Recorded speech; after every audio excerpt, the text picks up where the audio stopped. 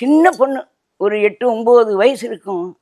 அது வந்து எனக்கு முருகன் மேலே அளவு கடந்த பக்தி பாட்டி.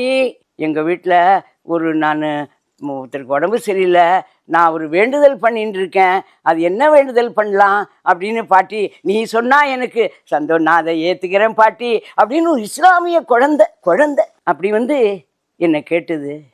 நான் சொன்னேன், நீ வேண்டுதல்லாம் பண்ணிட்டா உன்னால் பண்ண முடிவாடா கண்ணு, நீ குழந்தையா இருக்கே ராஜாத்தி, நீ எப்படிடா பண்ணுவேன் அப்படின்னு கேட்டேன். அதுக்கு வந்து இல்லை பாட்டி, நீ எது சொன்னாலும் நான் செய்கிறேன் அப்படின்னு சொல்லித்து. நான் உடனே நீ வந்து எதையான்னு வேண்டிட்டு முடியாமல் காணிக்க போட்டு அதை கணக்கு முடிச்சுக்கலான்னு நினச்சா முடியாது, நீ என்ன வேண்டிக்கிற அதுதான் செய்ய முடியும், உன்னால் முடியுமா அப்படின்னு கேட்டேன். நீ என்ன சொன்னாலும் செய்கிறேன் பாட்டி பாட்டி அப்படின்னு. காவடி எடுக்கிறியாம்மான்னு.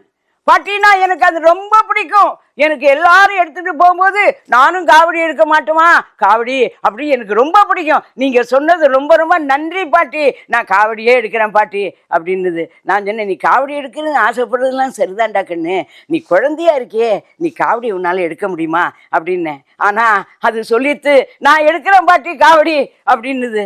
உடனே காவடி எடுத்தது.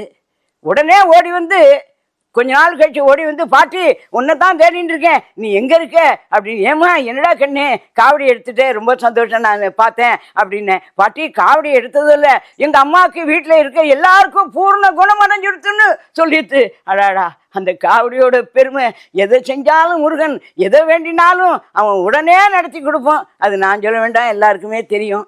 எதை வேண்டுங்களேன், முருகன் இருக்கானே அவன் சாமானியப்பட்டவன் இல்லை. திருப்புகழ் எவ்வளவு பாடினாலும் திருப்புகழ், யார் வீட்டில் முருகனை கூப்பிட்டாலும் திருப்புகழ் பாடினாலும் அவனை புகழணும், திருப்புகழணும், அது அவனை புகழ்ந்துட்டே இருக்க வேண்டியது தானே.